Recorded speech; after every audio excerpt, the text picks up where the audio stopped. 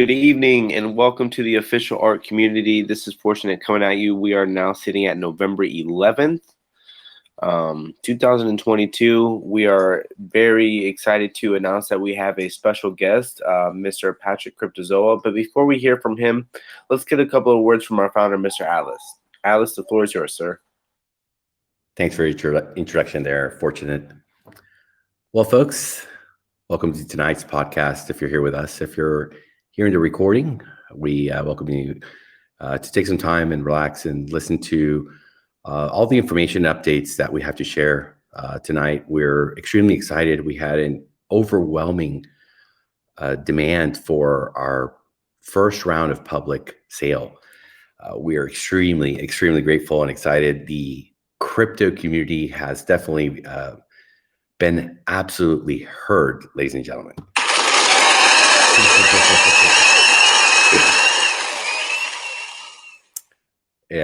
We took precautions to make sure that as many folks would be able to get their NFTs in preparation for launch on December 2nd through the public round. And we lowered it from the 4 backs through all the 3 rounds to only 2 to make sure that as many folks as possible could actually come and contribute and get on board the ARK, get their position allocated for what's really cooking over here. It's quite a beautiful project. This team that's come together is quite amazing, and I'm very humbled and just honored to be surrounded by such brilliant folks and investor community that's stepping up. It was crazy. I mean, it was under 2 minutes, Brett, that we sold out today. Yeah, and I think that was just, a little lag time on the website even. I watched the bar and I was like, oh God, I had a good friend that I had tuned in and we were trying to mess around with his wallet and I was like, yep, it's over. And he was like, you're kidding. I said, nope, I said it, I didn't even have to hit refresh. It went that quick. And yeah, unfortunately, not everyone that wanted to get into the pre-sale probably did. But, we're, as you mentioned, we're, trying to tier this for a reason. The way that we're constructed the pre-sale process, we're hoping to have a lot of excitement generated leading up to the launch, which is really, when we make our debut on the marketplace, and we want to have that buy pressure at a peak. So that's how we're staging and phasing this pre-sale. We're doing the daily AMAs, pushing out, new updates, content daily, and really getting the community prepared for what we think is the next daily ROI DApp to change the game. So, absolutely, and I think that also I think it levels the playing field when we go to the second round next Friday, and Friday after that, we have the third round. It's going to be 1 NFT per investor per wallet. So I think that will give everybody really an opportunity to anchor themselves here and get involved and come contribute.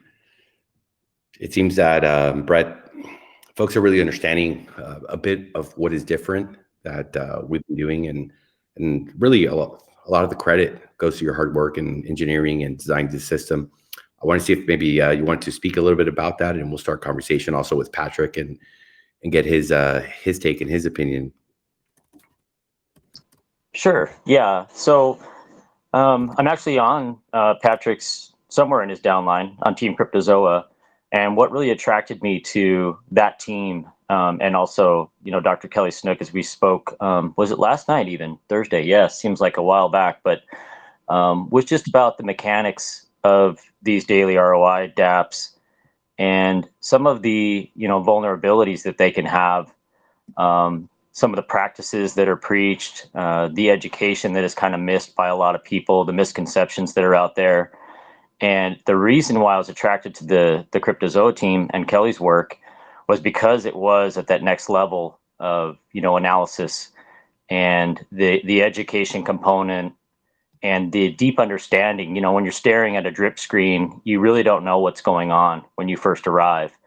You're hitting, you kind of talk through some, maybe some basic strategy with someone on Telegram, but it's still kind of a black box. You don't know what you're doing, which can, lead to bad behavior, not just for the protocol, but also for the investor.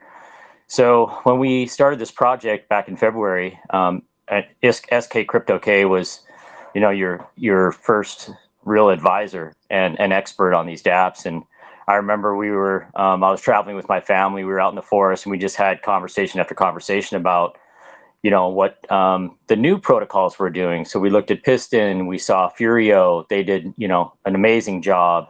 A business mindset, a business approach to their team, how they were organized. And we just said, wow, we've got to aspire to that level of communication, of business savvy, along with, the crypto aspects of it. But then we wanted to bring something a little different to the protocol. And that's where really Kelly's understanding, a lot of the people on Team Cryptozoa that just understand these things inside and out. We kind of put our minds to studying all of those. The Drip Sustainability Group, a lot of the in-depth articles that are out there on what makes Drip tick, and what are the potential issues that could happen down the road. And so we set off to design that in a different way, in that we wanted to break the mold on what those kind of, I don't want to say bad behaviors, but just ones that are potentially not sustainable over time. And so we kind of flipped the script on our philosophy, the philosophy about the primary one is really hyper compounding, and how people are racing to the end. We went into the depth yesterday with Kelly about that, where it can really hurt you because you're leaving a lot of money on the table. It can be good for the protocol because you're pushing a lot back into taxes.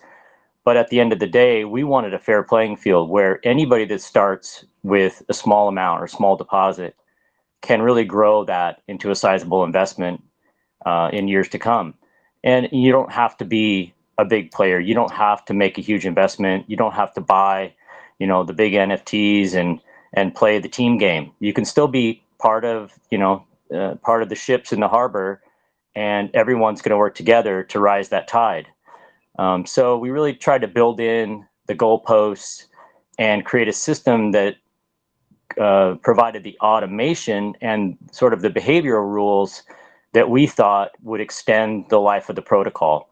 Now, obviously, we have different pillars and products that help support that liquidity.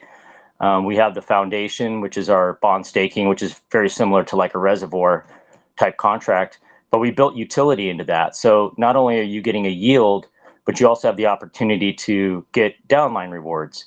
So we know that these dApps require a growing community. The network effects are very important, but also you have to have a revenue stream that's going to feed the product development, the ongoing marketing, the community management. All of these things have to be considered and run like a business. So we also developed the legacy NFT, which is really our ownership protocol. And people that buy the legacy NFT are really making an investment into ArkFi. And a portion of that goes into a rewards pool where those people can get paid out. So there's another variable yield, but it has special utilities inside the Ark Vault. And then another portion of that purchase goes into our treasury, where we're going to make external investments. We're going to continue the ecosystem expansion, new products. We've talked about the mobile application to make onboarding and managing your Ark Vault simple. And so those are kind of the things that we aspire to, is not only developing more, traditional DeFi products, but also expanding the marketplace and really making it, a few clicks of a button to bring somebody in, have their credit card, make a deposit, and then they're, making a daily passive income that then they can share with other people. So I think along with the behavioral rules, along with the mechanics that we have set up for the investor to make additional liquidity investments that will further the expansion of the product line and the ecosystem, I think all those things in synergy really help to create a longer runway for us and give us the time to make this big leap that we want to make and bring in these people that are new to crypto and need that extra education and high touch that I think that we can provide.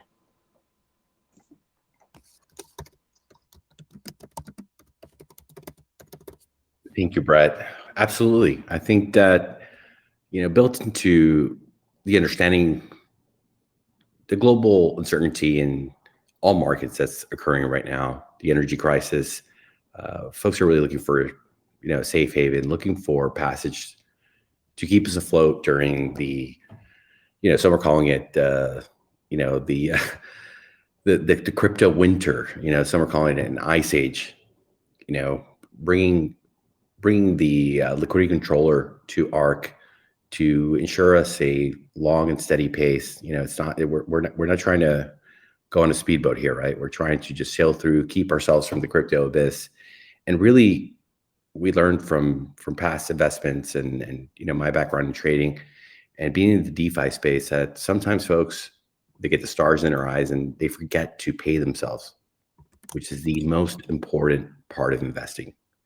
And in our phase one, as a lot of you already know, 67 podcasts in 69 days, we really tried to drill in and just repeat and educate investors to understand that claiming is not a bad thing. To getting a return on your investment is the way to really get a great strategy, because after that you're pretty much sailing on the water, right? You're recovered, you've got a passive income stream that's coming towards you, and the way that you put this together, Brett, which we're also impressed, encourages that. It's healthy for the system. It's healthy for the whole, investment process of the goals of the investors that are coming into our ecosystem. Patrick, you've had some time to review the white paper. Is there some questions, or do you have any opinions of what we put together here? I'm quite new to your protocol, but I did read the white paper. The 2% in daily interest looks good. The 5% from direct referrals with ongoing rewards. I just wanted to make sure I understood that correctly. Yes, we're all here learning.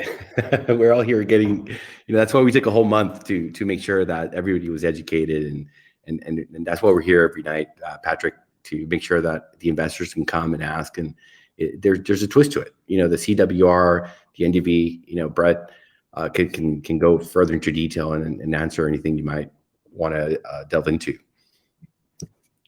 Sure.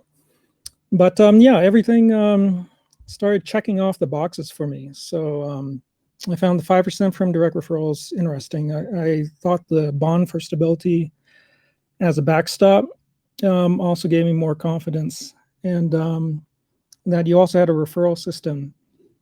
I think that's important for going forward with these types of protocols. It's not for everyone, but for those that are willing to put in the work, referrals is, to me, just hidden gold. And then the legacy NFTs and the rewards pool, I'm still working my way through. Fantastic. Have you heard a bit about our mobile app for iOS and also for Android that the team is working on, which is going to be really what we believe the game changer and to bring DeFi to the masses, the nurse, the Uber driver, the regular Joe that's understanding that leaving fiat in their bank account, which is, they're seeing it lose its value with what's happening right now currently with inflation taking effect, right? Have you heard about that a little bit or not at all? I haven't heard that, but I'm happy to hear that, because lately, I'm sorry, I'm getting an echo. I'm the people that I work with on a person-to-person basis, nearly all of them work just by mobile. So, and especially the newer, younger generation, they're all on mobile. I come from a place in Colorado that's the second poorest county in Colorado. And so a lot of the people that I'm onboarding are actually people who don't have laptops, don't have desktops. They work exclusively with mobile. And so that you're building a mobile app is, it's well received. I hadn't heard of that, but I love it.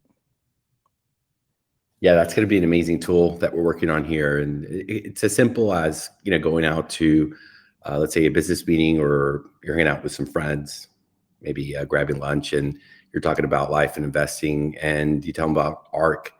They'll be able to download it. And from your mobile device, in your ARK account, you'll have a QR code that they'll be able to scan with their phone.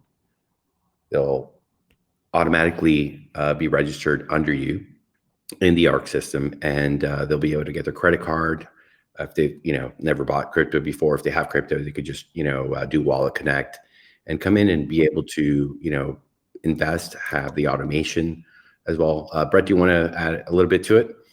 You want to join me on because I know you're really excited about the mobile app as well.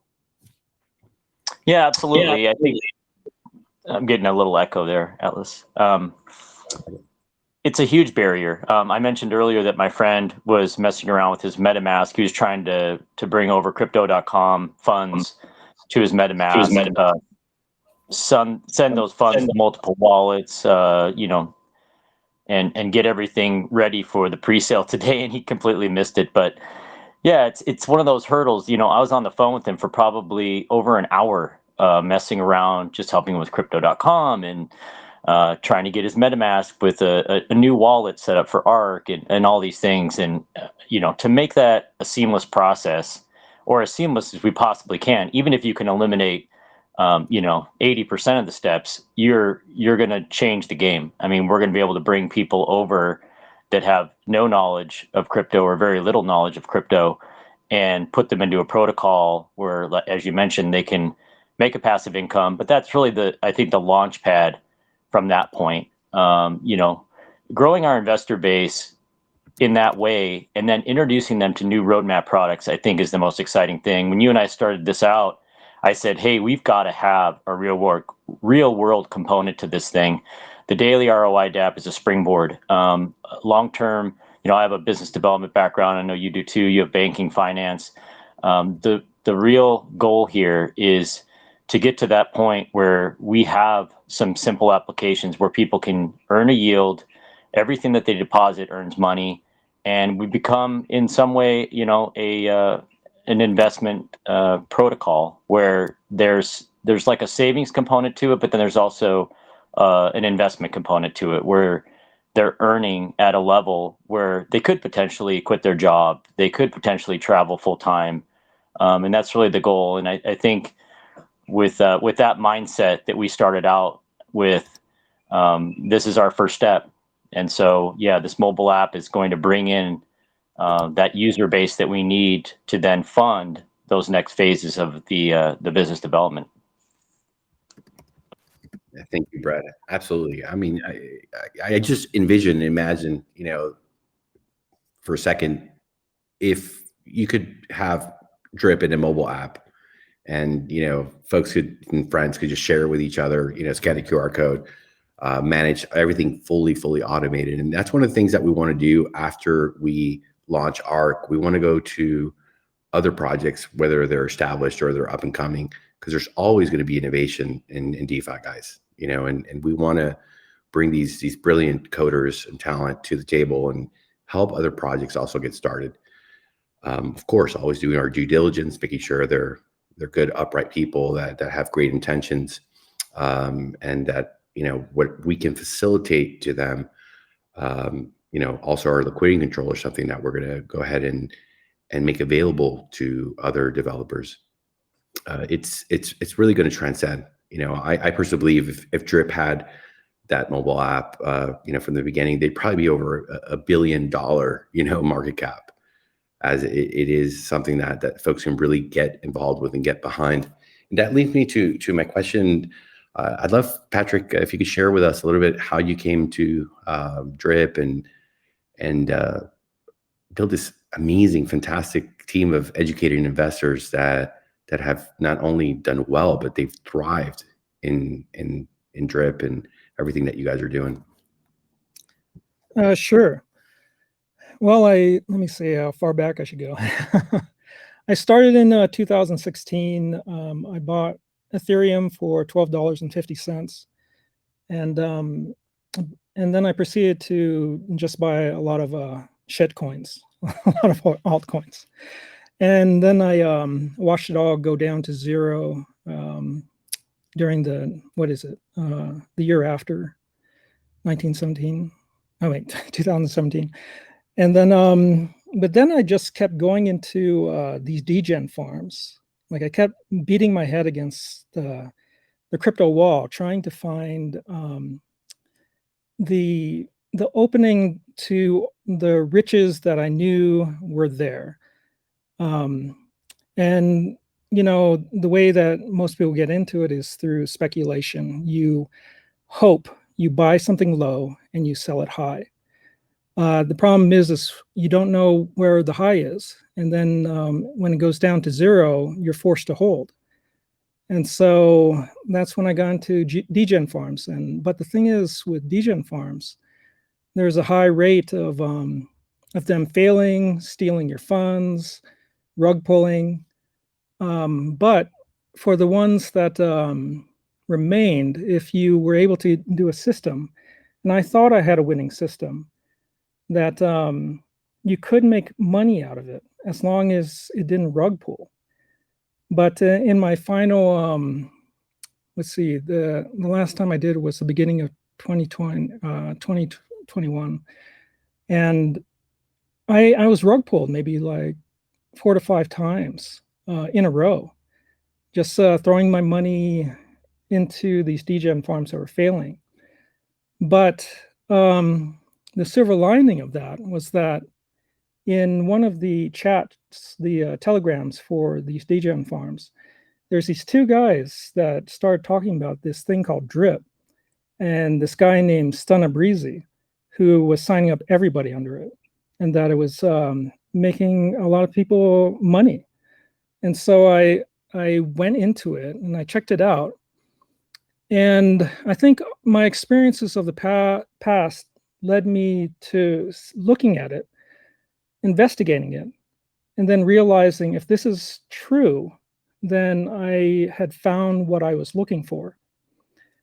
Now, at the time, I was down to 3 months living expenses, but I did have about $10,000 that I had managed to wrest away from the degen farms and the Titan rug pulls and all the sorts of failures, and I threw $1,000 at it, and that was when the price was $5.84. And after 1 week, I think it was, I could see that it was functioning the way it promised, which was 1% a day, and I saw the price rise. And so at around $11, $12, I put the remaining $9,000. So I had $10,000 invested. And I watched the price rise from $12 to $60 in that month. Because at the time, the bee farm came out. That eventually failed. But on the strength of that alone, the price went up to 60. My goal when I started was I was going to write an article every day for the next 365 days, and until I got a 6-figure income. So I was writing day after day, and lo and behold, on the 14th article, I was making my 6 figures, and I had over 100 people in my downline. So at that point, I could remain retired. But the thing that got me into that was that I had a 10-year career as an SEO professional. And it wasn't just, I guess, a run-of-the-mill SEO. I was the guy that people would call when they needed someone to fix it. when they needed to 900x their website, and I had to focus on healthcare. Like when I was in the SEO world, I never had to look for a job. They would always find me. But I was always thinking of how do I take my skills with SEO, pair it with writing, because I knew that was the most effective way to SEO a project, not YouTube. And so when I was looking at the landscape of crypto DeFi yield, I saw that the big ones, the big parties to the DeFi crypto were in YouTube.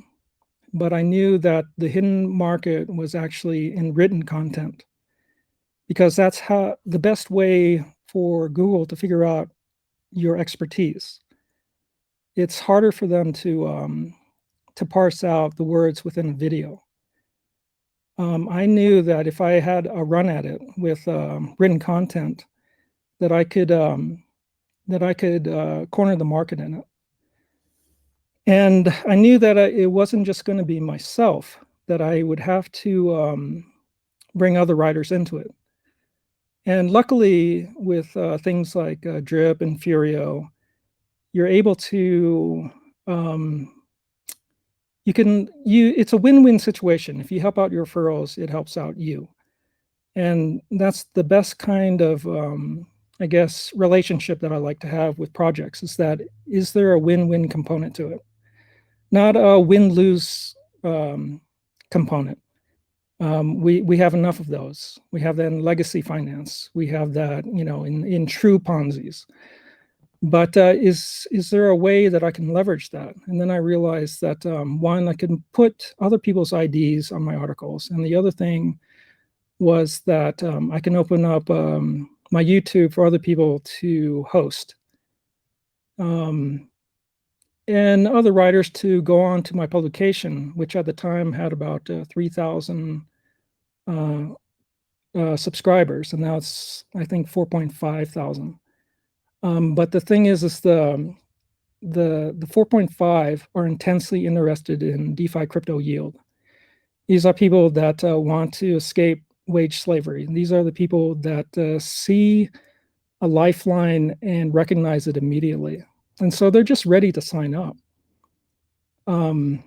It's been the path for freeing many people. I mean, nearly all of my admins are, if they're not retired already, they're well on their way. And not just the admins, there's several people in my downline that are the same way. So yeah, that's been kind of my journey, and that's kind of how I dove into Drip, and then Furio, and now ARK. Wow. Patrick, you mentioned your admins. Is besides them, or maybe one of them, is there a particular story of someone that's come onto your team and taken advantage of the opportunity and changed their life? Is there something you could share with us that stands out to you? And yeah, interesting. Thank you. Yeah, there's a few actually. The one that comes to that comes to mind immediately is JC Crypto. He was the story was that he had a software company. He had a dispute with a partner, but coincidentally, he also got into Drip, and he went in large. He went in big, and it was highly successful for him.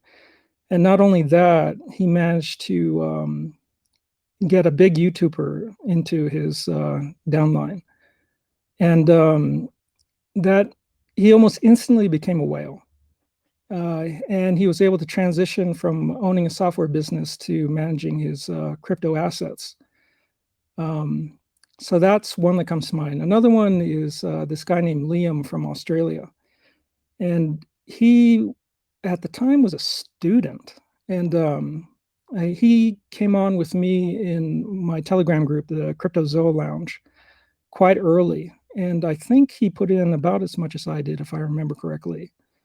And within 4 to 6 months, he told me, yeah, I quit my jobs. So that's just one of many stories that I've heard. Another guy from the UK, and now I'm blanking out, but God, what is his name? God, I can't believe it. Anyway, he read an article of mine that was something about like retire now. At the time, I had this strategy article where if you put in $27,000 worth into drip, that you could retire with a 6-figure salary on day one. And he didn't put in quite that much, but it was enough that he would feel the pain if he lost it. And he got in right before the price started rising from like $20, and then went all the way to $184, I believe, in December or January of that year. And yeah, he did quite well. So what I like to do is like give people the opportunity to either write or start their YouTube career, or even manage our gateway where we have new people come in. If someone is willing to put in the work for it, they are invariably successful in the Cryptozoa group. And that's, I think, offering that to other people is kind of the difference you would see between myself and any of the other, I guess, influencers that are out there. That the social media isn't just based on what I produce. It's based on the army of people that are willing to put in the work.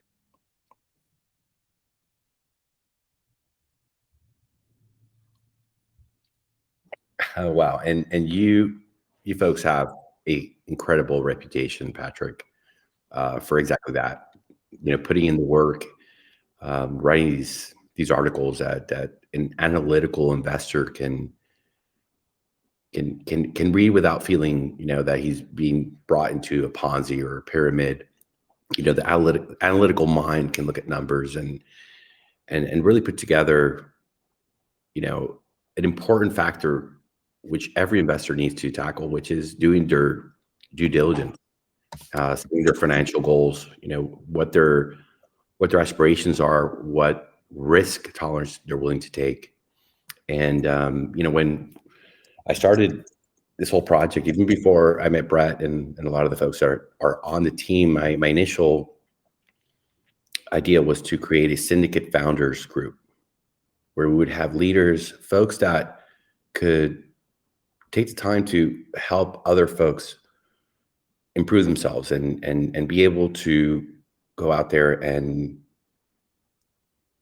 bring friends, bring family, bring folks that have never been into DeFi into a protocol like this, and give them also the tools, the experience, the knowledge. SK was one of the first people that was in that group. At the time when he came in, I didn't know who he was. I didn't invest in Drip. I didn't know about the ROI DApp space. I come from a different background, and I started kind of like you. I had a 86.3 BTC Bitcoin trade on FTX that I got liquidated on in a matter of less than a minute. Wow! And I almost had a heart attack. Had to call my wife from upstairs. And I had plenty of trader friends that, did the whole, degen shitcoin thing. And they always try to talk me into it. I was like, no, I'm above that. I'm a real trader. I've traded for banks. I don't mess in that. I believe in Bitcoin, and I'll trade some Ethereum, but I'll never get there. But it was about 3.5 years of work, putting everything into crypto, growing and trading that bag. And just a careless mistake, understanding that FTX cannot handle volatility on those moments where you see a 20% move, it just freezes. So generally I would trade on Bybit, where that system will always execute a market order instantly. but I wouldn't put all of my bag there, right? I didn't know if those guys were going to be there. And then, back then I thought, FTX isn't going anywhere. I mean, how ironic, right? The story. So that's how I came into the space, and meeting SK and creating this, inspired by Drip, because someone came to me that had seen me do another project, and it's a gentleman, Rude Kane from the Rude Kane's Lounge, and he asked me, "Look, I missed out on Drip. I want to I want to get in, but I want an opportunity, and I think someone can come up with a great project. Your leadership skills and your business skills could really come to the table." And at the time, I'm still working on a much bigger layer 1 protocol that is tied into renewable energy, and I believe there's a great future for that. But this is taking a lot of times where we're tying rainforest into the whole asset of the stable part of the business. And he knew that during that time that it would take, that I might be interested in doing something interesting, as there's a lot of contracts, a lot of things that had to come to the table. So that's how this all originated. And in that group, SK was brought in, and and I've written this to you, Patrick, all glory to him, because he really took the time to educate me. And I spent so many hours on his videos, and still was like, hey, wait, hold on, I got to understand it. And there was some pressure even from that small syndicate group that was the first 50 folks that wanted to come on board this idea of having another opportunity at the next Drip. And there was pressure to produce. There was pressure to put a team together and just go off and run. And SK could probably confirm this. I told them, I was like, look, guys, we have to slow down. Let's look at what improvements can be made. Let's look at what can make sustainability, really equate to a very, very long-term project. And what disadvantages, and what does the system have that can't be changed. And we went through exactly two teams of coders that unfortunately, Patrick, they overpromised and underdelivered. We're not talking about folks that didn't have a reputation, or were Fiverr, Solidity coders or anything like that. We're talking about folks that work at good companies and do good work, but they were so busy with taking on so many other type of projects that they couldn't really communicate properly and deliver. We launched a phase 1. It was a simple minor, but through that we were able to learn a lot of the side key of the investor.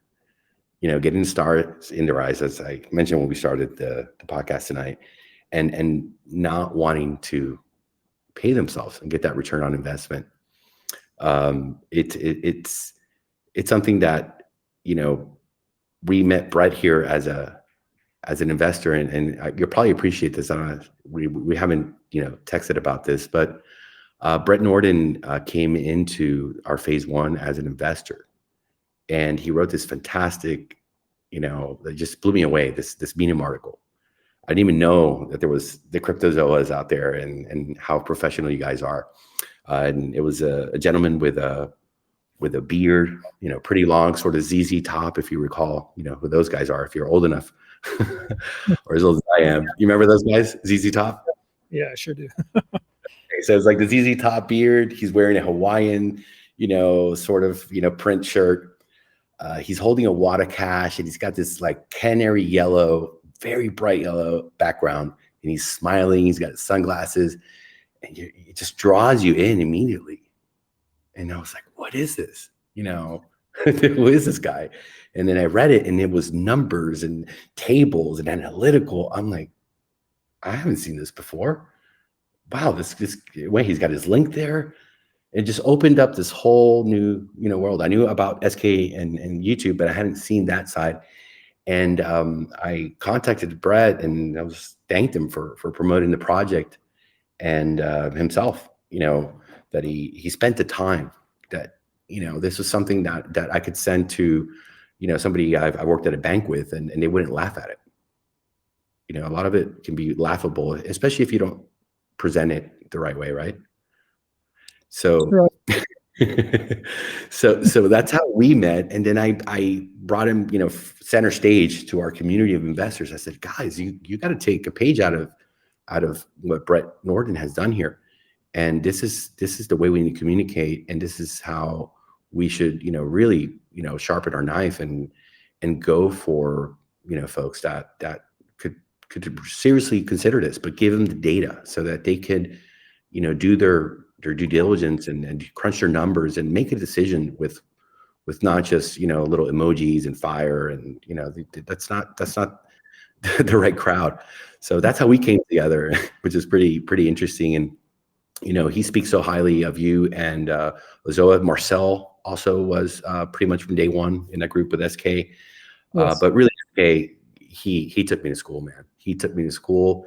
I asked him, what would you change at that time? I was like, wait, hold on. But if I go next door to my neighbors and, he's a doctor, he's got probably about 760K sitting in his account, just decaying every day. Right. And maybe he throws like, $200. He doesn't know how to use MetaMask. I already told him there's no 1-800 number. Can I get a refund? Like it was a mistake on that wire transfer or that Zelle transaction. No. This is crypto.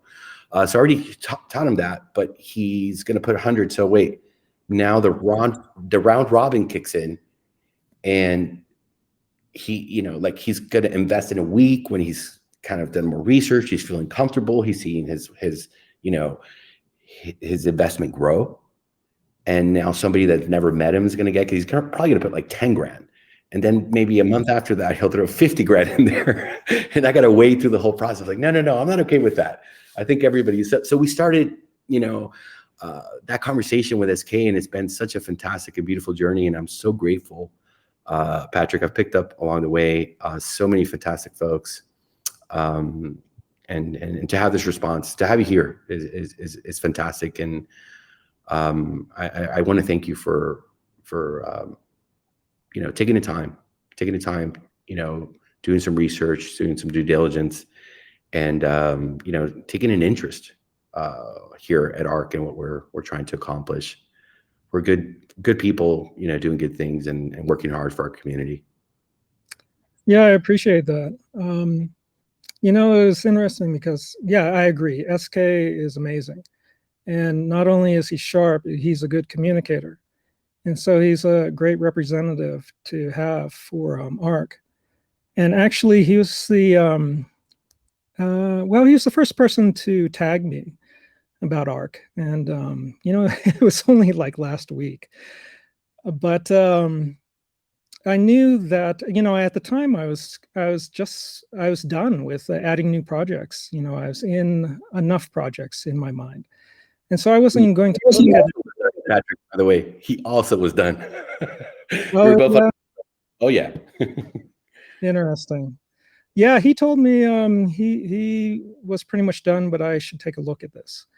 And then I was looking at some of my previous members, and they were talking about Eternity Earn and back in April. But I just glossed over those until SK tagged me. And when SK tagged me, then I knew I had to look into it a little bit. That if it caught his attention and he thought it was worth looking into, then it was worth it for me to look into. And to my surprise, all of a sudden I started seeing names that I recognized as part of Team Cryptozoa, the first being Kelly Snook and her paper. And then I saw Marcel Wills, which coincidentally, he was one of my first admins in the Cryptozoa Telegram group. And then I also went over to Amsterdam to join in his wedding. And so to see his name, see Kelly's SK Crypto, and then I saw some others like Brett and Homefree that I went, wait a second, there's all these Cryptozoa people in this. Why haven't I heard about this? So then, when I started looking into it, I had to be cautious, but interested. And the more I dug into it, the 2%, the bond for stability, referrals, all these things clicked it off. But then when you said, there was you were thinking about going into Crow, and that was a non-starter for me. And so I just went, well, have you ever considered Binance? And then I swear the very next day it was like, okay, we're on Binance. So I went, okay, I guess I'm in. But really, the different protocols, they have slight differences, but if they're well designed, they're more similar than different. And so then what I look at is what are the soft skills? Who's running the group? Who are the people involved? Is there integrity and analysis? Are they coming from a professional background versus kind of shoot at the hip? Do they think in terms of marketing and mobile first and not as an afterthought? And, making money is serious business. So you have to have ethics and integrity. But as always, I look for win-win situations, helping others to help themselves. Like I said, I come from a small town in Colorado. It's the second poorest county in Colorado. There's 5 police officers to service an area the size of New England. And I have a project to help people out who recognize the opportunity here that's presented for them. So there's certain people, what I found the hardest people to onboard onto Drip are actually people with pretty well-paying jobs. They don't necessarily need to venture into something that is, I guess, perceived as risky. But for people who have only 2 alternatives, which is like retail or clipping marijuana at a marijuana farm, or construction, if that's it, they recognize immediately a lifeline, an opportunity that exists outside of the 3 choices that they would have. And but not to say it's only for them. For the people even with big bucks, a little to them is a lot to everybody else. And the beauty of things like this is that you can start with a small deposit and all of a sudden end up with a large deposit. It's not just, an interesting idea. It can be life-changing. And so that's really kind of the thing that drives me, is that my mission is to separate people from wage slavery, from their jobs, to stop worrying so much about money. Being able to just live the life as a human being, unfettered by fears of, will I have enough?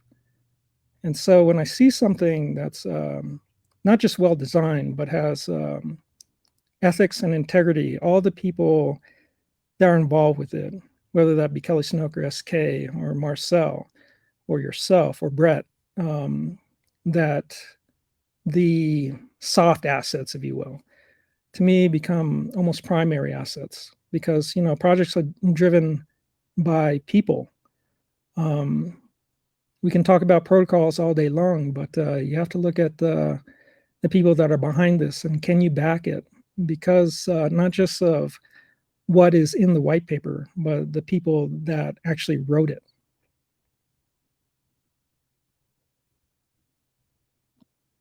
Absolutely.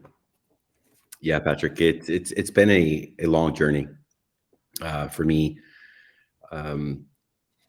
At first, it was frustration not being able to find those coders, because anyone can have a great idea, right? But it's a matter of, do you have the team that's going to be able to put the work in and see it through, that are going to be there, the good days, the bad days, that are going to sacrifice. Especially in the beginning, there's a lot of sacrificing in any company, startup, anything you're trying to do. And in a way, we're November 11th, back in February. If you would have told me that we're launching December 2nd, I would have told you I would be doing something else. When you sit down to work and get something done, you want it now, right? Make it happen. So I've been humbled by the journey, and feel blessed by it, because through not jumping the gun, for not letting the pressure of getting things done quickly through the phase one that we did with Eternity Earn, we learned so much about, investor behavior, mentality, how some bad apples can abuse. We had one guy that was taking out 18,000 crow a day. Wow.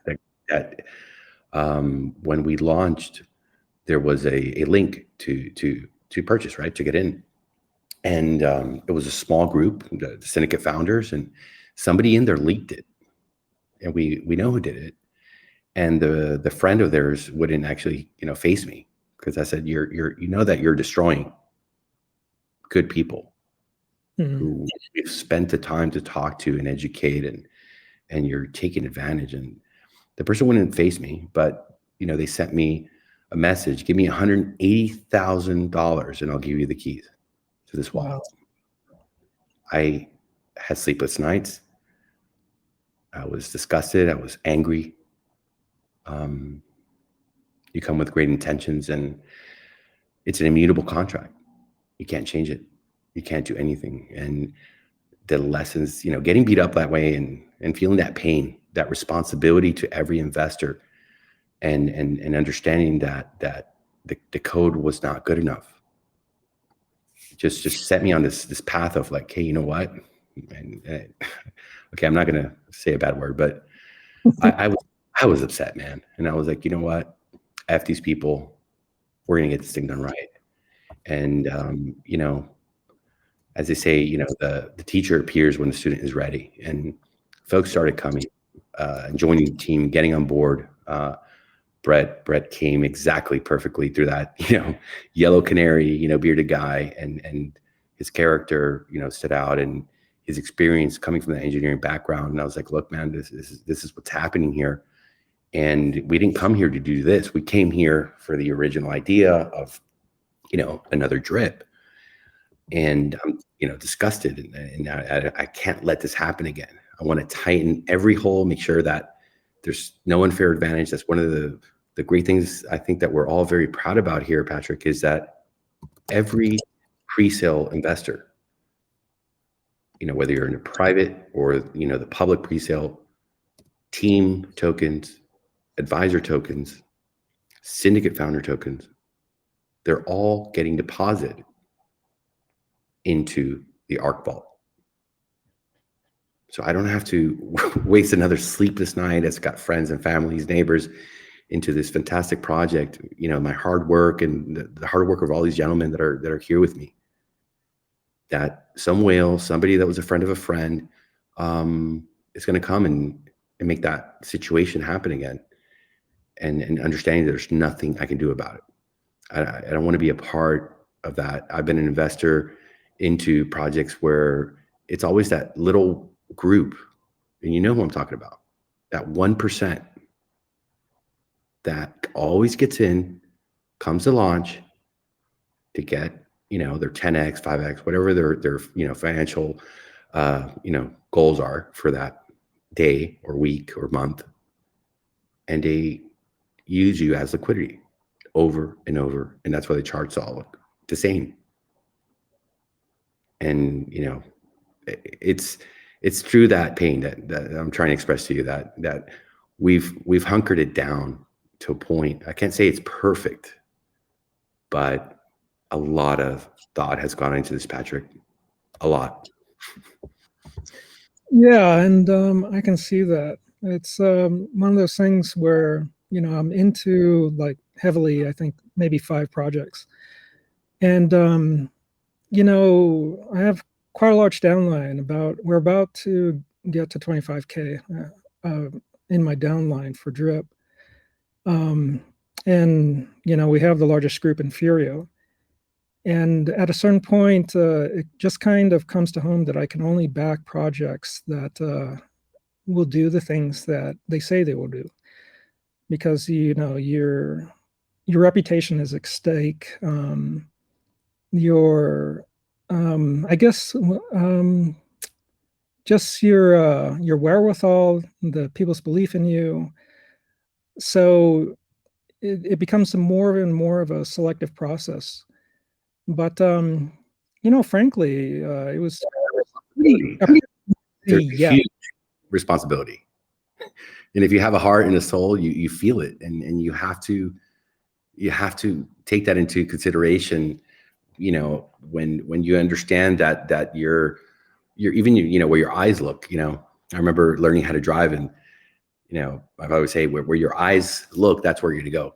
Keep focused there. There's folks that just a move of an eye, someone of influence and great respect, can lead folks down the wrong path. I understand your position. Absolutely. yeah, for sure. And I was caught up into the COTPS and SwapNext debacles, and so that taught me a huge lesson. But in any case, crypto is still, 10 years into it, 11 years into it, is still sort of a wild, wild west. And we need to bring it into a more professional realm. And so that's kind of why, I guess from day one, for my Telegram groups is to run it in a way that that honors free speech, but also doesn't put up with any weird shenanigans, if you know what I mean. Too many stupid animated gifs or racial slurs or sexist slurs. We're all in it, despite any of our political beliefs. We're in it to make a better world for ourselves and others. And with that in mind, that's kind of the direction it took me. But with ARK, it was interesting because usually I find I'm looking for a reason to reject a project. And I simply couldn't find it with ARK.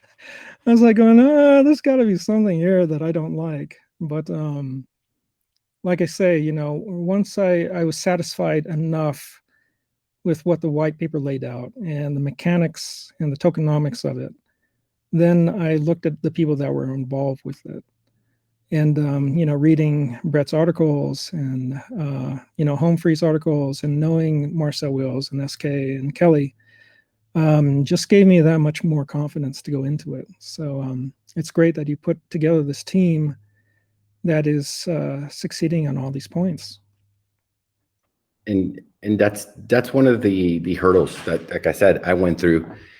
And one of the issues I think that's happening, transparency is an issue in DeFi, as well as these ambitious roadmaps that just they don't deliver. Or they're waiting for a year. These people have your money, and you're waiting around. Look, the mobile app. John was here earlier today after the public round, and this gentleman introduced himself. It wasn't recorded, but I can tell you that this man was the head of IT for the country of Holland. Those hackers that got recruited, moved up, and got burned out there, and went to the private sector, and still stayed in that realm. But now he's like, hey, wait, for my knowledge and all I know, I want to get paid better, and started a private company, and then got into crypto, was a lead developer for some reputable layer ones, and made a lot of money there, got burnt out of the whole crypto scene. He's been around for 10 years in crypto, and went back to the real world. And in that, he currently owns 2 companies with 35 coders in them. They're generally working with hedge funds and banks, and really their biggest customer is government. I have no doubt his background, his ability to meet deadlines. You're an IT professional, and these folks are a special breed, if you know what I mean. Yeah, I do know what you mean. Yeah. And I could sit here confident and tell you that we will deliver on that. And it doesn't take a lot of imagination to understand that making a 3-button, let's say, QR code, you're signed up, wallet connect to your Trust wallet or your SafePal. As you said, most of your community, or a lot of them, are using mobile device, but that we want to push that to such a level. And I can only imagine, Patrick, what that do in your hands, your community's hands. Yeah, I mean, I love that you're removing barriers to entry.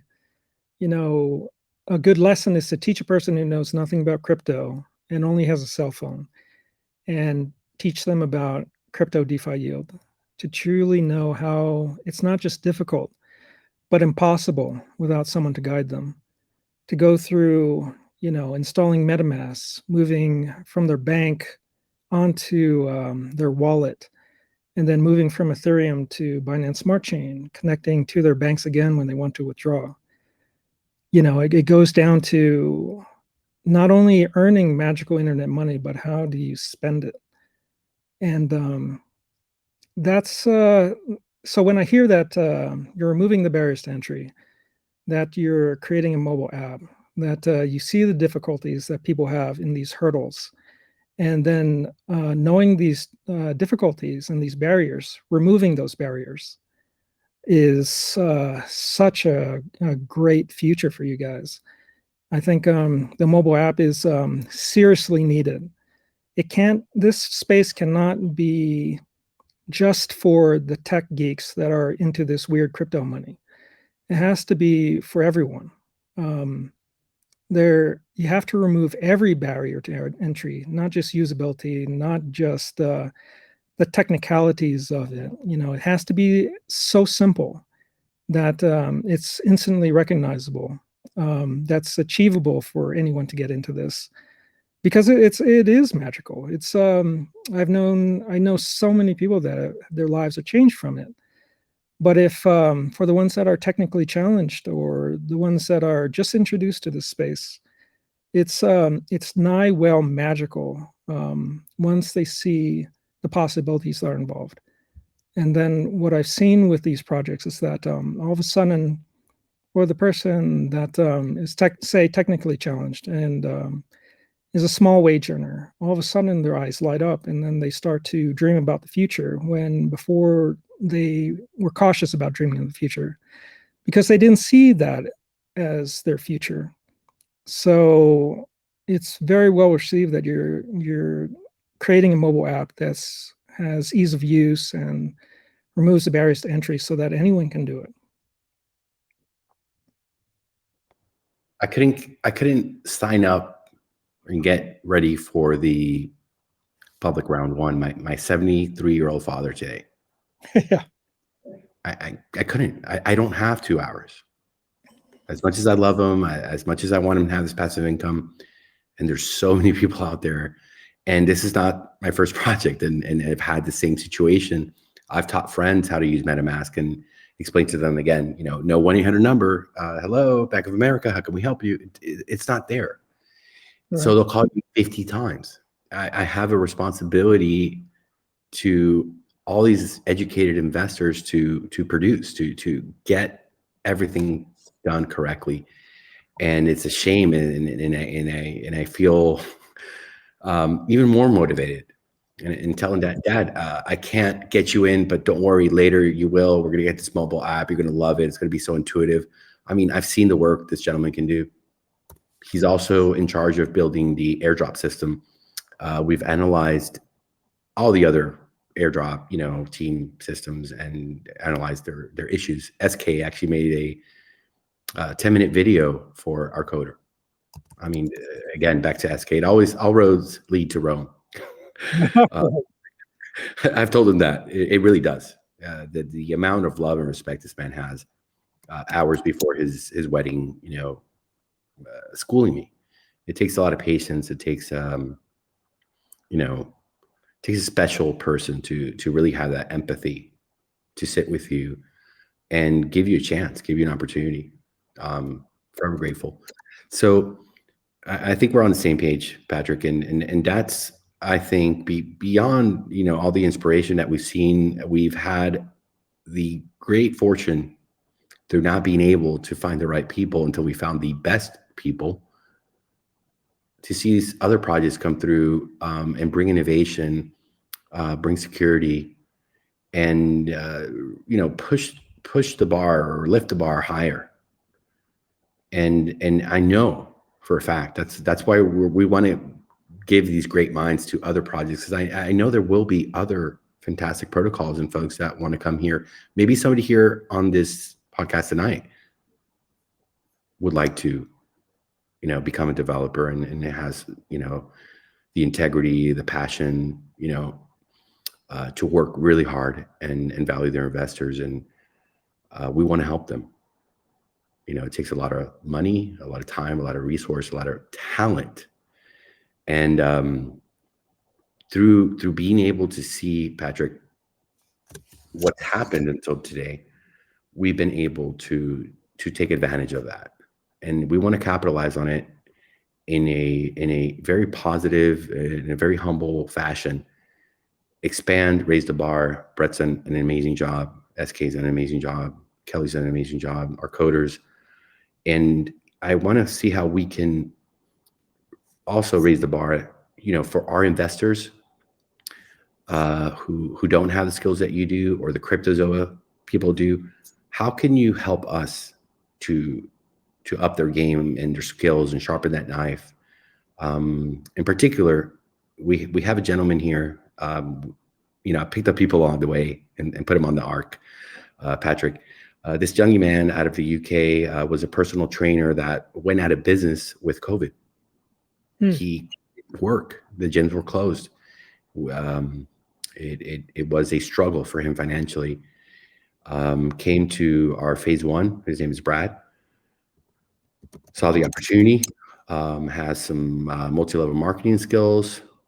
Great personality. Very empathetic. He spent many years in Thailand. He fell in love with the place, and he even opened up a dog rescue that he built with his own hands, brick by brick. And those dogs are living, and he donates for them. And I just fell in love with this guy. He really started to shine here. In the first week of Eternity Earn, Brad knocked on 30 doors of his friends and sat for hours. Wow. Showing him how to do the MetaMask. Every single one of those investors had never touched crypto. Every single one. And I'm gonna get emotional now. But to see this guy go out there and seize the opportunity and educate these folks and ask those questions and up his game, and provide for himself was so inspiring. He's now not only on the team, he works here full time. He is our coach, because the guy can get people not only to stop eating junk food and get off the couch and stop being lazy. He can get them to go and work out and improve their health, which is a vital part of living a full life, a balanced life. So we've created a special role as a coach. Let's say, for example, Patrick, someone's very busy and they don't have the time to sit with my father for 2 hours, or they don't have the confidence to tell you, hey, I'm in this crazy thing I'm making a lot of money on, and it's really cool. And they want to learn some sales skills and just how to present something the right way. So he's been upgraded to that position. And, we want to see, Brad, are you here? Thank you very much for the kind words, Atlas. Brad, I'll let you ask directly. How much could you learn from Patrick and his army? What could he bring here to the table to help you help all the other folks that are coming? But I've been listening to you guys have this conversation, and I was getting a little bit emotional there myself, because you really have this goal of changing the DeFi space, and it's not to make the rich rich or keep the rich rich. This really is something for everyone. And hi Patrick, by the way. I've never interacted. Hi mate. I've never interacted with Patrick before, and he's a monster in this space, and I didn't know of him because I'm fairly new to crypto. But listening to the way you guys were speaking is nothing less than inspiring. I was just sitting here thinking, wow, this guy he's got all of the best intentions, and you've obviously done very well in the crypto world. You've got some of the biggest teams, and it seems to me that your goal isn't just to make money for you. There was something you said earlier, how can I help somebody help themselves? And I just thought, this is my type of guy. You know, I need to tap into him and speak to him and learn from him so that I can pass that on, you know, through my job role to the ARK members and really help them to achieve, you know, even if it's a fraction of what you've achieved, it would be hugely successful for them in their personal lives. And yeah, I'm very moved by this whole conversation, and I really appreciate the kind words that you said there, Atlas, because, you know, the team that we have around us and the people that we have involved, people aren't just here to make money, you know, people are here to help others. And that's such a key important thing for me in my life, coming from the personal training background. You know, it's not a sector that you get into to become rich. It's something that you do because you have this need or this want to improve people's lives and help them. And, you know, helping somebody improve their financial situation is just as rewarding as helping somebody improve their health. And that was the main thing that I got from my previous job. You know, the self gratification for helping somebody become better. You know, add years to their life, get a better quality of life because maybe they were overweight or they weren't so fit, or, you know, they were getting on in life and they had grandkids that they wanted to play in the park with, but it was a stress on their lungs and their heart because of, you know, X or this reason or that reason. So I really do think that we have some of the best, if not the best, people around us, and I just really look forward to working hopefully a little bit closer with you, Patrick. And obviously me and Atlas have become very close friends in the sort of 7-8 months that we've been interacting, and I'll be going over there to visit him sometime soon. And I just hope that I can pick some skills up from yourself to really help the rest of the community thrive and improve their own lives. So yeah, thank you very much for the shout out, Atlas. And Patrick, if you don't mind, I'll drop you a DM at some point and maybe connect with you on me. Yeah, I would be very pleased to hear from you for sure. I think what you said, I mean, in your profession as a professional trainer, you know, you have to have to help people see the reasons why, and to have a why that's big enough. And it's not just motivating others, it's also motivating yourself. But when you have a why that's big enough, like, say, free people from wage slavery, or, you know, what have you. In my mind, you know, humans weren't meant to be wage slaves, fulfilling the dreams of others. This crowds out having them dream for themselves. And so when you can find the thing that drives you, and for me, it's like freeing people from wage slavery, then all of a sudden you can live a fulfilled life. Something that doesn't just have to deal with you, but making other people's lives better. For example, there's this person named Saurath in my group. He's in India and he wants to go to university in the US. And so he was a student, and he wasn't really a writer, but you know, I opened up the opportunity to work our gateway because I have a private Telegram group. And so in our gateway Telegram, we vet the people that are coming through. So if you can't write, then you can run our gateway. But he went into it full force, and that's how I think he has like over 300 people in his downline. The same with Richard Wright, who came in early with me. He was a former fighter pilot, and for a while he was running the gateway solely by himself. The thing is, he was from the UK, but I would see him working hours during during the US daytime. I was going, does this guy sleep? And then another person, Siskiyou, she joined Richard Wright, and invariably cheerful, invariably knowledgeable to others. So for me, it's like just providing the opportunity for others to succeed is so fulfilling. And it goes hand in hand with the opportunity that's presented, which is, ARK or the other flavors of the crypto DeFi yield.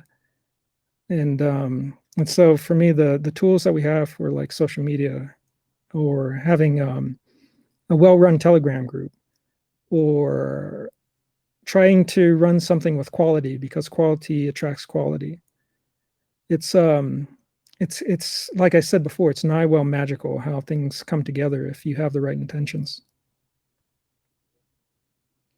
I couldn't agree more, mate. Doing things for the right reasons usually yields the best results for you and all parties involved. And you're clearly a fantastic human being, and yeah, it'd be great to connect with you later on down the road, or whenever you're free, because I'm sure you're a busy man. But not for myself, but learning from you to pass that on to other people is a great idea in my book, because my skill set is more talking to people and motivating people, but you've already done this. You're very successful in this already, so you're definitely a person that I would love to work with, and hopefully pass that on to the members of the ARK, so that they can go out and replicate that success.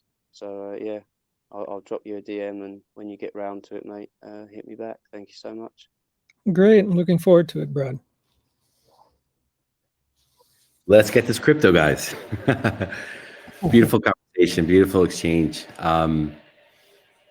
Yeah, Patrick, I've picked up some amazing folks, and it really takes a team. It really takes folks from all walks of life, and bringing their expertise and their background to make sure that we are able to grow and thrive in what we're doing here. And for Brad, I'm glad I made that introduction. I wish you guys could connect, or if maybe you have one of your admins, Patrick, that can get involved here in the ARK. It's just not my ARK or Brett's ARK or Brad's ARK, or it's all our ARK. There are many folks that could really benefit greatly from our work and what we're doing here, and we want to extend that opportunity. So it's not a commitment, Patrick, that we're requesting. It's more of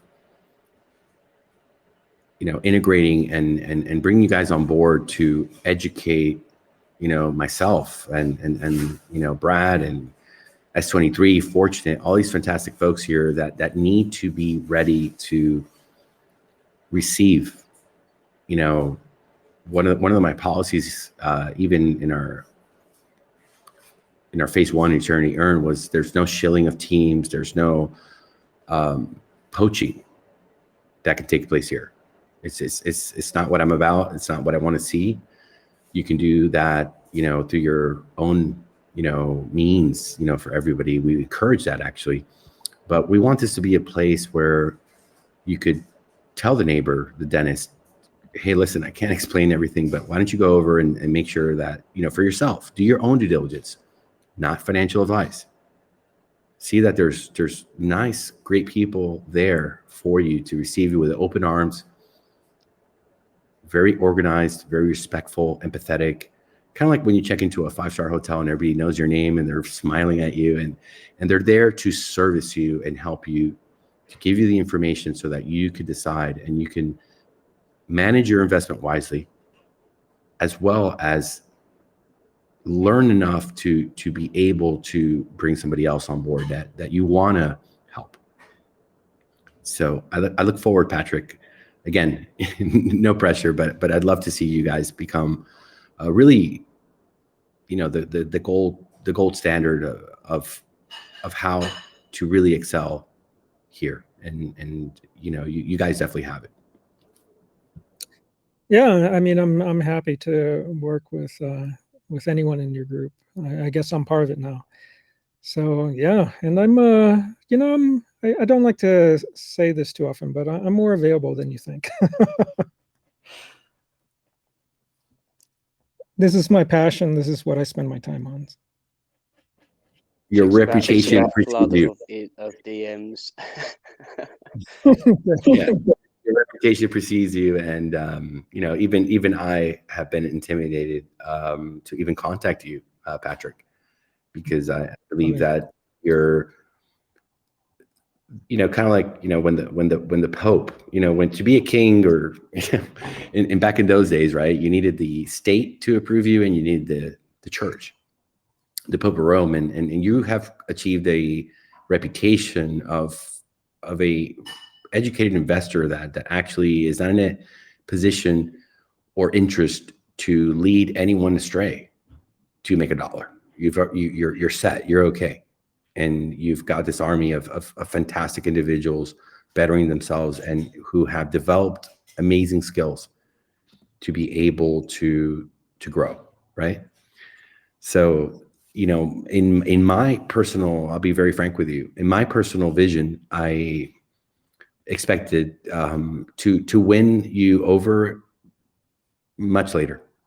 And the fact that you're here it's a responsibility to make sure that everything goes according to plan, and an opportunity for us to learn from you, and everyone here, I'm sure, has that intention and wants to.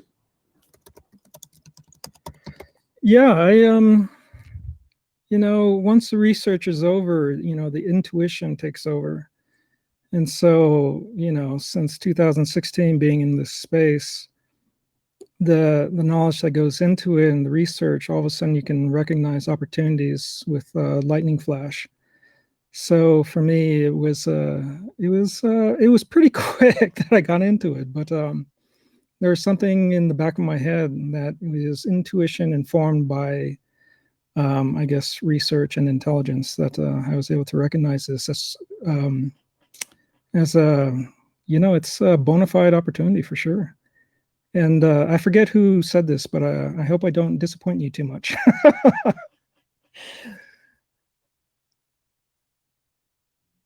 I'm really not the Wizard of Oz. I still put on my pants one leg at a time. Well, you've earned the respect, and another fantastic person, SK, has earned. And I remember writing that to you. Everything this gentleman has been able to materialize and achieve it's been from a beautiful dedication to work, to putting the time in, and really being transparent and empathetic with everyone.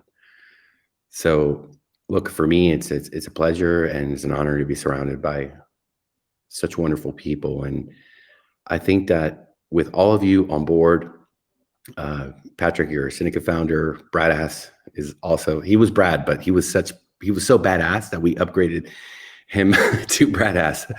And I don't know how that name came about, but somehow it came about and it stuck, because he showed up and he was Brad. And he had his beautiful dog, Charlie. It's a rescue dog, a beagle, and that was his avatar. And now he's upgraded, and he's got a team logo. And Brad, thank you for all your patience. Thank you for the vote of confidence, and really joining us on this journey.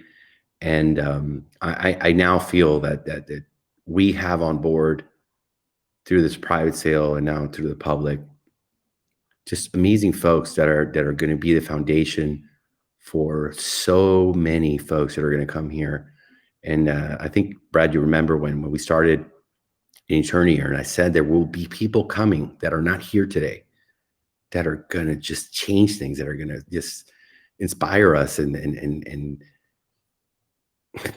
take it to a whole nother level. And there goes Brett, and there goes Kelly Snug. I never even heard of this woman, and it's beautiful, and I'm very, very, very happy with the way things are going, from the development side to the community side to the investor interest of folks that have experience, because that experience they have is really going to get us through. That experience is going to set the floor, really, of that foundation I'm talking about, where those folks that come are going to be able to really feel welcomed.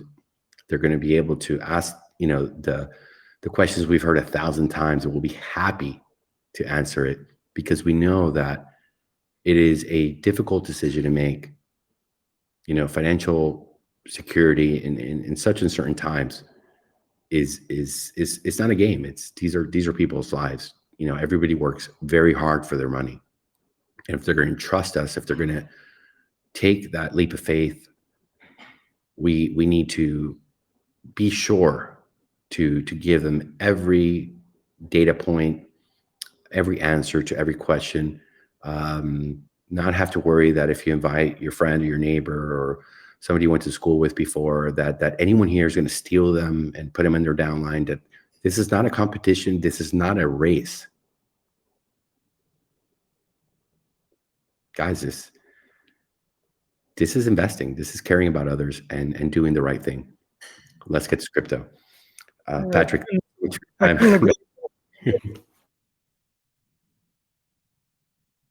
I was just going to say I couldn't agree more. Yeah. Patrick, we have a saying here. It's called "Let's get this crypto."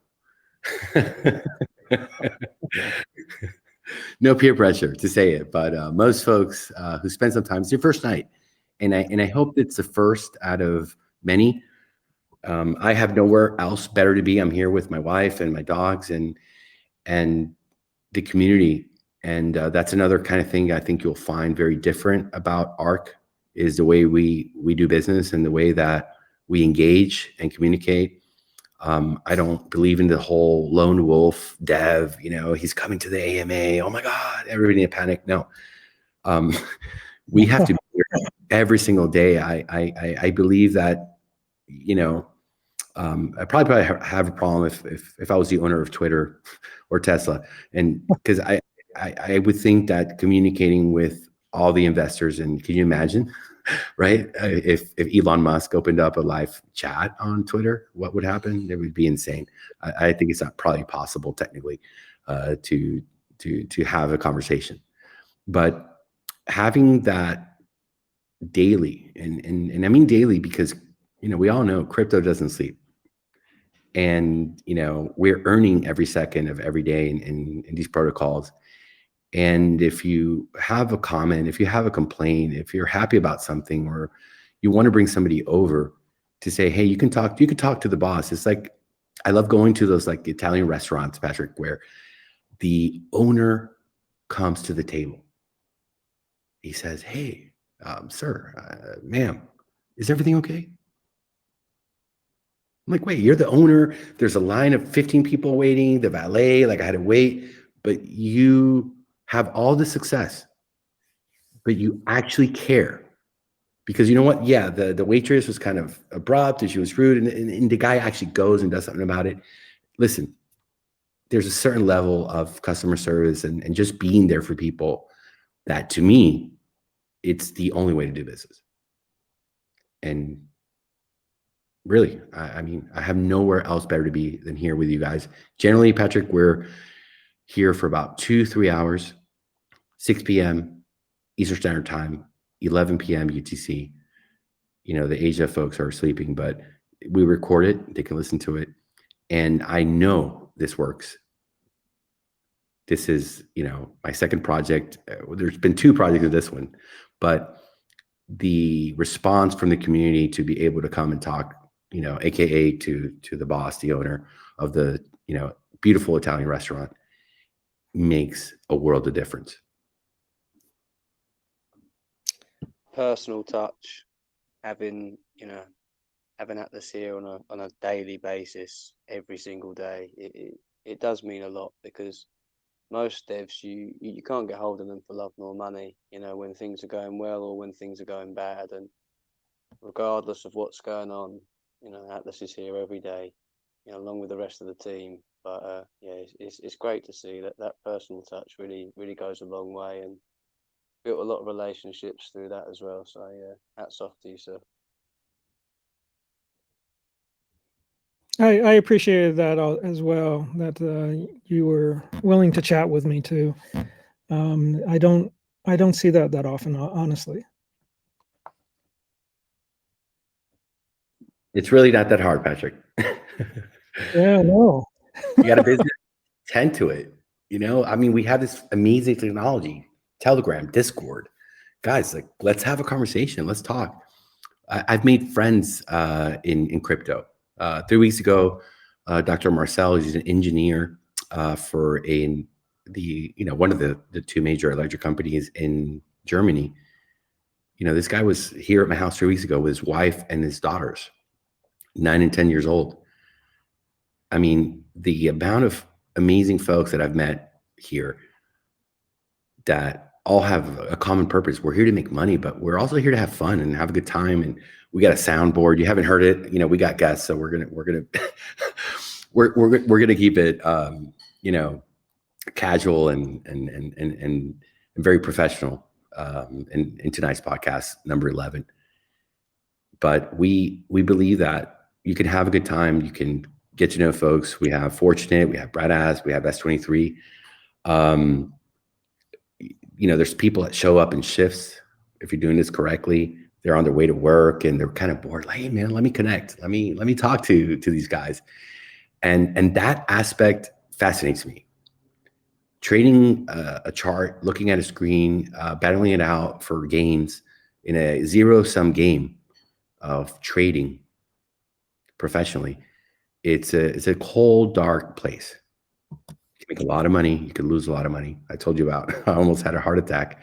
My wife, when I lived and I didn't have a full-on heart attack, she asked me to promise her to never trade with leverage again.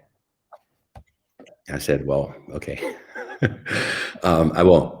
But we're trading here without leverage. Is that right, Patrick? Technically speaking? Yeah, I guess you could say that, yeah. Right. Yeah, I like what you said about having a good time. Yeah, you should always enjoy yourself, Well, this is your home. You have your army here, and feel free whenever you feel like it to come on over and hang out with us. And we won't pressure you to answer investor questions. We've got a full staff here to do so. But if you want to, you could roll your sleeves up and get right in. Let's get this crypto. Right on. Let's get this crypto. Is there anybody that has a question for Patrick? Yeah, let's say Patrick. How's it going, people? We good? Hey. Is my microphone working? You guys hear me? I hear you. Awesome. Patrick. I'm a big fan. I really am. The last 3-4 hours since you wrote the article, I've been going through all your article and just learning so much about DeFi yield and so many other aspects of DeFi I wasn't, aware of, but you brought that to my attention. And I'm glad that folks like you can join us for just an open discussion, like a town hall meeting. And that's pretty cool. I've got some questions about the article. Do you mind me asking? Sure. Yeah. Yeah, of course. So you mentioned to look at the number of investors within these protocols. So Drip has 145,581, Furio has 11,478, and Elephant has 8,753. And then you asked a question about ARK. Why do you think that things like Drip and Furio have such a small audience? Because they're such great tools. Like, what's missing? What's the missing piece? I guess it's comparative. Yeah, when I look at in Drip's numbers, 145,000, I think, well, it's just a drop in the bucket. And then I look at Furio, and that's a drop within the drop of a bucket. But honestly, I think it's the barriers to entry, that it's, you quickly find this out when you talk to someone who's not in this space, and that they have no idea about MetaMask, and they have zero idea of cross chains and Binance versus Ethereum. When you start to talk to someone like that, all of a sudden you realize, like I said before, it's not just difficult, it's impossible. And so really we have the geeks and freaks that are into it. And it's the first wave. It's not just the cutting edge, it's the bleeding edge. And so for the people that it's really for that slice that also can stomach what to them is something that could steal their money. That's such a barrier, because there's so many examples of either failures or exploits or what have you, that to have something that actually does what it says it's going to do is refreshing. But to get to that point takes a special set of skills that seem common to people like us. Like when I talk to people who are into the crypto DeFi space, or have been a degen before, or have been in, the different chains, it's not that far of a leap. But then you just realize once you talk to, say, a normal person, that it's just too difficult for them. It's like I find myself with certain people, it's like, just give me your cash and I'll send you everything you need. I'll deposit the drip, I'll deposit the Furio, whatever. Getting them to the click to hydrate. If I can get them to the click to hydrate stage, and then the next hurdle is to sell a little bit for gas fees. If I can get them to those two things, then a year later, I can talk to them when everyone's happy. But crossing that hurdle is like this nearly insurmountable unless they're introduced by someone who's knowledgeable. Absolutely. Knowledge is power. Knowledge is the way you sort of break the ice when it comes to connecting your MetaMask and, depositing your BUSD. So that's one. Thank you so much for answering that question. Now, the other side of the article mentions inventions versus innovations. And if you want to just tell us a little brief on that and just give us your opinions on what's the difference between inventions and innovations in this DeFi yield community. Yeah, I mean, to me, inventions is creating something out of nothing. And when I look at something like bankroll flow, it was so absolutely outside the ken of traditional finance. 1% per day is kind of like the fable of putting the grain of rice on the first chess square and then doubling it each subsequent square until you get to square 32, and all of a sudden it fills up 4 granaries full of rice. That is so unreal. And now it's seen as like, oh, you just pay 1% a day? Huh, that's nothing, in this DeFi crypto space. And so for me, when you look at something like, say, Bankroll Flow, who just started it all, that their 1% a day was kind of the gauntlet that was thrown down. And then the innovation happened when Forex took it and ran with it with Drip. And now we're here a year and a half later, and it's survived, just about everything that you can throw at a project. And so if you're familiar with the innovator's dilemma, there's always the next best thing that can innovate itself beyond what originally was innovated with. It's what destroys what has come before. And so, there's always in the back of my mind, like risk mitigation, like, well, let's look at who is doing the innovation in the space in a way that I can back up with my hard-earned dollars. Or do I just stay with the protocol that really has only been with us a year and a half, which is a blink of an eye? Is that what I run with, or should I be open to other things? And so really it's things like ARK. When I look into it, I go, okay, I guess I don't have a choice in this. I think this might be the team to back. Beautiful. No, absolutely. I appreciate the answer there. So I hope, everyone at ARK here can for a minute, because I just really realized something amazing. May I? Go for it. All right, Patrick, you want to go down the rabbit hole real quick? Sure. All right, how everything comes back, and ties in together. I met Z, who now is through I think a long time, about a year and a half ago. I went to do an AMA on Discord with a group of whales on Discord. I think I spoke maybe 20, 30 minutes, did my presentation on this is my first crypto project. It wasn't mine. It was someone that invited me to come and help them. But, being who I am and what I do, I made the presentation and they were quite impressed. And I think they invested about 50K. They did extremely well in that. But when I was there, I realized that this Discord, server was filled with some of the brightest people in DeFi I had ever really encountered. The questions, the quality of the people, the way that Z did the AMA, I was very impressed. And I went on to the next AMA, and I went on to the next one, and on to the next one. But I was like, wait, I want to go back there. There was something special there. These guys are another level. I got to connect. And I came back. They received me with open arms. And Z, Monday through Friday, did a podcast there. And the best information that I could find. And it became, again, like I told you, Patrick, earlier, like there's no better place to be than here, having these conversations with these fantastic people.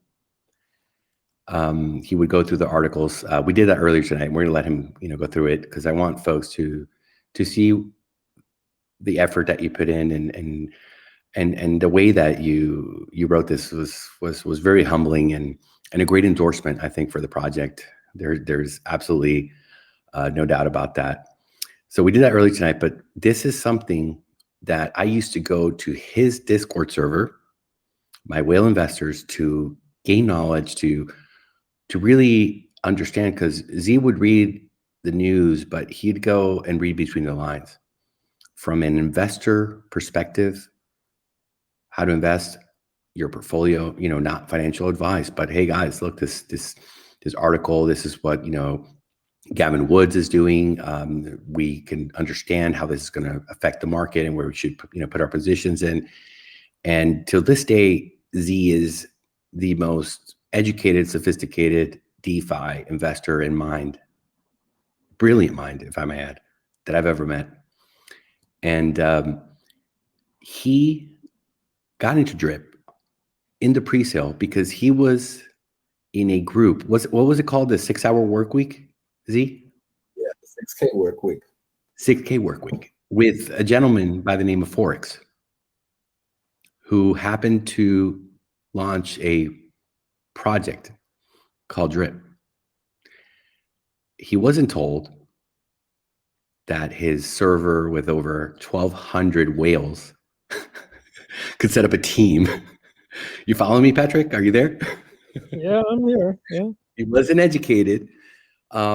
He got his pre-sale, he got a 10X, and he got out because no one took the time, Patrick, to guide him, to explain to him that they could have capitalized. And Z is when I was approached by Rude Kane to do a revamped Drip because he missed out, and I told Z, who I would go to his podcast over at the Crypto Cobra server. He said, what, Drip? Breep? Is there like a Breep thing there? I'm like, yeah, there is. He's like, dude, I had that. I sold it 10X. And later I found out that people became millionaires. I got a simple 10X out of that and I lost.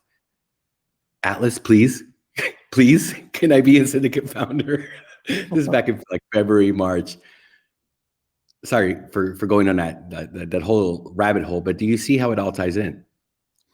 And we're here, and he's gone, deep into trading the charts. We've kind of reversed roles in that sense. He's gone into the charts. I've gone into, the DeFi, project development side, and we have extended to him. He's a nightly guest here. going over the market and what's happening, and it's great to see him. It's like if you took Joe Rogan's show away from him, it wouldn't be the Joe Rogan show.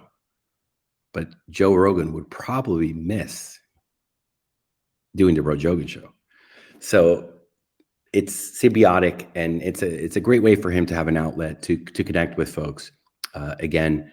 And I'll let you continue, Z. I just wanted to take Patrick down that road because it really ties in. You see it, Z?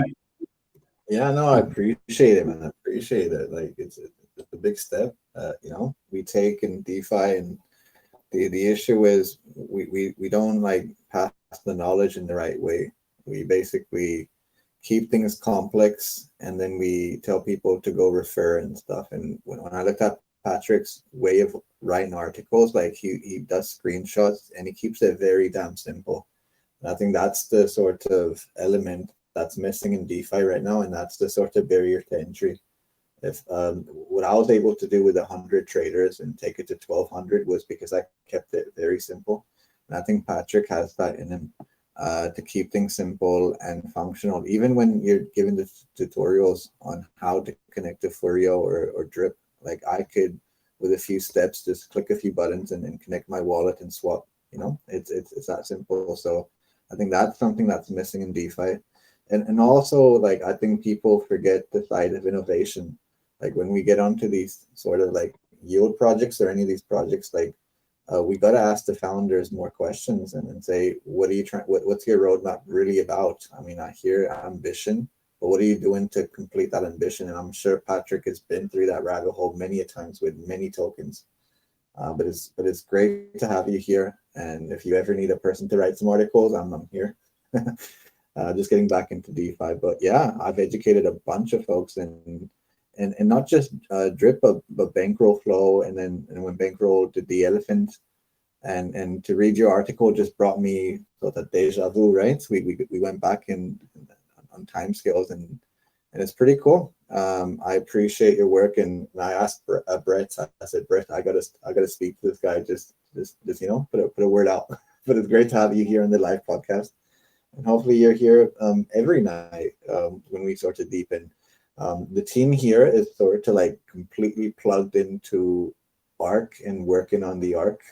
But I'm someone that will come in from the outbound and kind of give some insights into, like, I'm sure you're following the FTX sort of debacle of Sam Bankman-Fried and what it's done to the Bitcoin chart. So people want a better way of explaining that. So I explain it from a technical point of view and then from the fundamental point of view.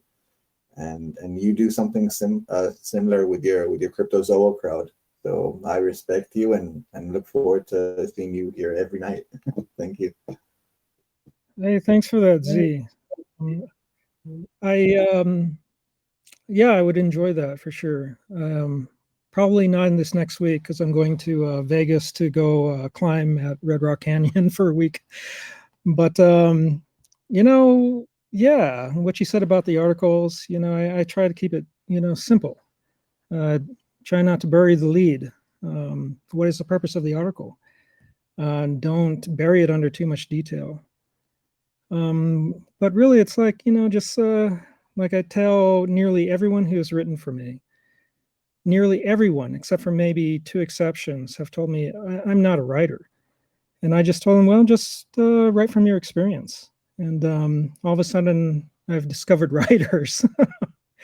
They write from their experience from wherever it is. Either they're devs and get more into the detail, or they're not devs and they're just saying, well, I found this weird thing that was introduced to me by Patrick Cryptozoa. But, ultimately, it's like find the opportunity, find out what you're good at. If it's working the gateway and talking to newbies for a 4-hour shift, or writing an article where you talk about your experience, find out what drives you, what your passions are. Like I say, for this, it everything, all my talents fit into it. That I could look at it and say, I'm born and bred for this. I am corn-fed for this. So, yeah, let's get this crypto. Let's get this crypto. Thank you, Alice. Thank you, Patrick. Oh, wow, Patrick, that was powerful. Thank you so much. Great vibe tonight, great conversation, and I think that your energy really set the tone for this evening. It's not always like this. I do want to put that disclaimer out there, but the respect that you have in the investment community, I think that makes folks who really want to excel take a piece of paper and a pen and take notes when you speak. So we look forward to our collaboration. As you know, I'm always here. The rest of the team is very dedicated, and anything that you need, anything we can do for you, for your admins, for any team member, I want the opportunity to show you through time that you can send a newbie, someone that's never even purchased a crypto in their life, and know that if you send them our way, we're going to treat them with the utmost respect, empathy, and true initiative and focus to make sure that they're going to get the information and come on board. Yeah, I don't have any doubt about that. Just speaking with you guys and previously with you in chat, I can really tell that your hearts are really into this. I have to drop off because I need to pack for tomorrow, but I've really enjoyed this conversation. I hope we have many more. For being here and giving us so much time. It's been quite a few hours, but by far the most interesting, I think, real and connected conversation we've had. Thank you for bringing that to us, Patrick. And let's get this crypto. Let's work hard together. Have a fantastic week in Vegas, and look on Google for Mount Tatey over in Tenerife. You are welcomed. A lot of the investors have been to my home and spent time with me, and maybe in the future we'll be able to connect on a face-to-face basis. Have a great night. I would love that, Atlas. Thank you very much, and thank you for having me.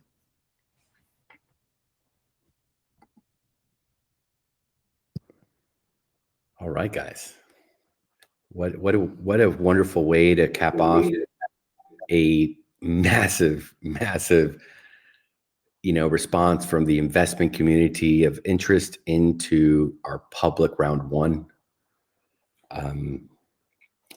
It's humbling, and it's moving, guys. That no matter what's happening outside with FTX or CZ and the markets and all the fear that is out there, the folks understand that here at the ARK, we are shielded. Everything in our code, everything that we're working for is not impacted by the volatility of the markets in any way, shape, or form. We're controlling that. Go ahead, Z. I think we might have to build a bigger ARK. That was a trip, man. This guy was Steve, Patrick, and we've had plenty of guests, and you learn something from them. And that's how we should do it. Have a public pre-sale done in 2 minutes, and then start to innovate, man, and invent and start to speak to folks like him. Really, really deep person. And I'm sure from here, we're going to have even better days. So I'm looking forward to it. Thus far, markets are looking to stabilize. I think we can go through the weekend with a calm, collective voice and keep learning, man. And that's what we're here for. And yeah, what a great day. And yeah, I won't lie, like the earlier stuff got me emotional, man, with Brad and everything. That hit the soul. This is what it's about. This is what these podcasts are about. In the soul. Good day. Yeah. One for the books. Is there anyone that has a question or a comment would like to add something to this conversation?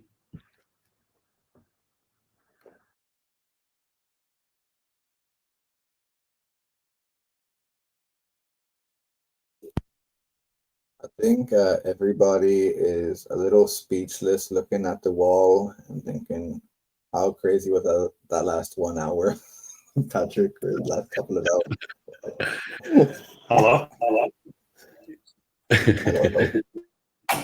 We hope to see you back here. Guys, we're going to hang out for a little bit more. It's been a long podcast. We've been here for 3 hours. I'm very grateful to Patrick for really coming and having a conversation. It wasn't a cameo appearance. He took his time and I think impressed all of us and brought us into a thought and understanding of how beneficial this is, not for yourself, but also for others. And there is no shame in going and using tools to expand your network and your net worth as well. So, Mr. Fortunate, we're going to go ahead and close this off. We're going to thank every single one of you for coming tonight, for participating in our public round 1, a smash, less than 2 minutes. We were blown away by the interest that we have here, and it just gives the whole team more passion, more responsibility to continue on our path, knowing that there's folks here that are telling us, keep going, keep building, don't stop. We want to be on this ARK. Everyone have a good night. We'll see you tomorrow, same time, yes, it's going to be 6 p.m. EST, 11 p.m. UTC. Have a good night.